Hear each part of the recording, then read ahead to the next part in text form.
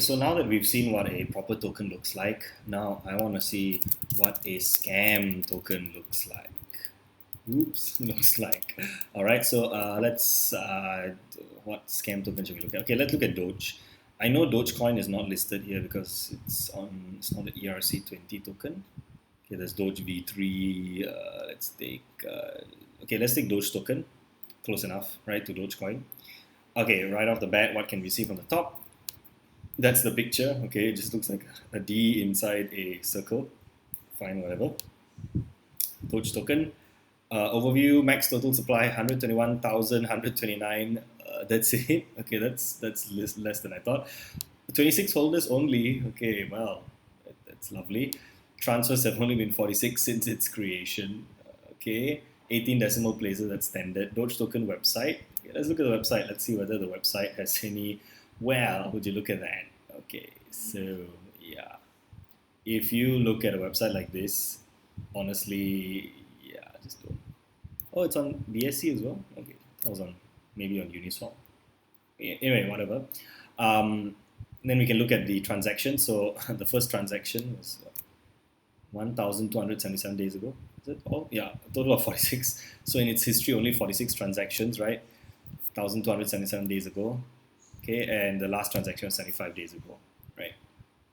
The Doge token. So that's from the contract address to someone's address, 1089 tokens. Okay, let's look at the holders. All right, so obviously not much activity in terms of transfers. Big red flag, and then look at the holders, and you can see from here, right, 36%, 14%, 12%, 10%. So a few of the holders probably hold majority of the tokens, right, which is always a big red flag. Please don't. Okay, I'll show you easily with the token holder chart. Remember, we learned how to look at the pie chart. Look at the pie chart, right? So 1, 2, 3. These three people hold more than 50% of all the tokens. You know, so obviously it's Doge. It sounds like a scam token as well. But always check this. You want to make sure that that the tokens are not concentrated in the hands of just a few. That would not be good. Because why? Because if these 2 or 3 people just dump their tokens onto the market, they would crash the price. Right? It would just drop. And you want that to happen unless there's some kind of a project with a vesting period schedule where the tokens are dropped over a period of 2, 3, 4 years or something like that, or it's used for something, it's locked away, then that's acceptable, right? But these are obviously not going to be the case, right? So let's just copy this address. We're going to check its balance later using the contract. So you should see 42,001, right? So obviously this is not good, right? I can't even show you. It's not even top 500 or top 100. There are only 26 holders, right? So it's literally all of them. Right? All of them are listed here. Wow, these two only own 0.00001, right? Can't even show the percentage amount. Okay, so yeah, this just shows you this disproportionate figure is basically just big red flag. Let's go back here. Now let's look at, okay, so notice something interesting here. There's something missing here. What's missing? Remember, we saw DEX trades, but what comes before DEX trades, right? Look at our thing. Before the decentralized exchanges, I should say exchanges, but the exchange option is not here. Why? Can you figure out why? So the reason why is because, as I said earlier, exchanges would usually only list reputable tokens, right? Like we saw earlier with the example of Tether. Right? Obviously, Tether is going to be in exchanges. They're popularly used. They're more legitimate. But a token like Doge token, Binance is not going to list it, Huobi's not going to list it, nobody's going to list it, right? So which is why we have to go to DEXs. DEXs, obviously, in the philosophy of cryptocurrency, it's open and free for all. You can list it if you want. Usually I see Uniswap. This is Ether Delta. I'm not so familiar with Ether Delta. So usually it's Uniswap, SushiSwap, or whatever. Anybody can list it, right, on Uniswap. So that doesn't mean anything, right? It doesn't mean whether it's legitimate or not. If you see a centralized exchange, however, it adds to the legitimacy, right? Here you can see the kind of trades. There are buys and there are sells, but it's not like buy, sell, right? It's just 1, 2, 3, 4, 5, 6 buys, and the rest are all just sell. That's another big red flag. This is not proper. What's the word for it? It's not what a proper marketplace should look like. Right? So I don't know if I added that in here, right? So you should look at the buy and sell activity, right? Is it operating like a proper marketplace or not? On the contract address, we learn how to call the balance of something, right? So there's balance of here. Click here.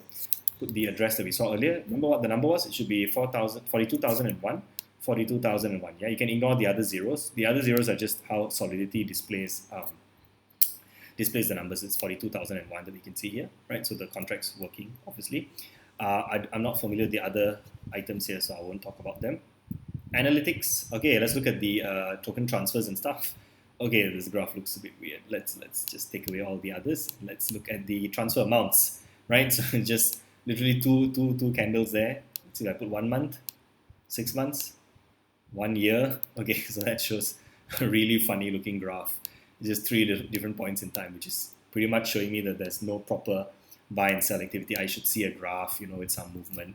I don't see that, right? So it doesn't matter what characteristic I use, doesn't make a difference, right? It's obviously not a proper token that's being traded regularly. On the comment section, hi guys, send me a token, please. Yeah. So, out of curiosity, let's see this person's address. Let's see if anybody sent them anything. So balance off. Let's put that person's address. I doubt it. Yeah, 0. Right. So, as I said, comments are pretty much, they don't really hold much meaning here because anybody can write whatever they want. Could be a scammer or anything. So yeah. So this is clearly, just an overview. You can tell that this is obviously not a token that you should spend any time looking at all, right? And people may make mistakes, right? Because they may say, oh, Doge, I want to buy Doge, and there's a lot of Doge, Ether Doge, Doge Rocket, S Doge, Doji Inu, and you can see all of these $0 worth, all probably just scams, and people just do rug pulls and stuff like that. So please just be careful and always look at the analytics in order to see, what have we covered so far. So we looked at comments. To me, comments are pretty meaningless, so please don't pay attention to them. You can look at the analytics of transfer amounts and stuff like that. Are there a lot of addresses trading in that token? Contract, you can write contracts, right? You can also check token balances in any addresses. This is actually a really powerful tool if you're a developer or if you know how to read and write in Solidity. That's really, really good. Decentralized exchanges, you can see where they are listed. Anyone can list a token on DEX, so please keep that in mind. Doesn't mean that it's legitimate, but it's important to look at buy and sell activity. You want to see, is it operating like how people will be buying and selling an asset in the marketplace? Exchanges, right? You can look at the exchanges that they're listed on. Centralized, so these are centralized, right? And if it's listed on a centralized exchange, you have more confidence probably that the token is more legitimate, right? Good tokens often have a lot of activity, right? And scam tokens are not usually on centralized exchanges, right? Information, general brief info is nothing that useful, to be honest. I don't think is there info here? Oh, there is an info. Doge token is a token honoring Dogecoin. It is the fun and friendly internet currency. Doge token is not Dogecoin. Okay, it's again not very useful information, but just some brief info there. Token holders, this is important. I think the pie chart is the easiest one that you can look at, and you always want to pay attention to token allocation. How are the tokens being allocated? If 1 or 2 people have more than 50%, that's not a very good sign, unless there's something specific behind that, whether it's vested, locked in something, or it's going to be, released over time, and so on and so forth. And yeah, so, type in whatever tokens you can find on Etherscan. XC Infinity is pretty interesting. I'm invested in it as well. Let's look at this one. Right, a lot more activity, as you can see. 29 seconds ago, 1 minute ago. Let's look at how many holders we have. 4,929 holders, right? I believe this is the contract. So for this to have 80% is not a surprise. It's the token swap contract. You can see this little icon here. These are token contracts, right? So if they have a lot, it doesn't really surprise me, right? Because it's the contract itself. Okay, so swap and bridge, yeah.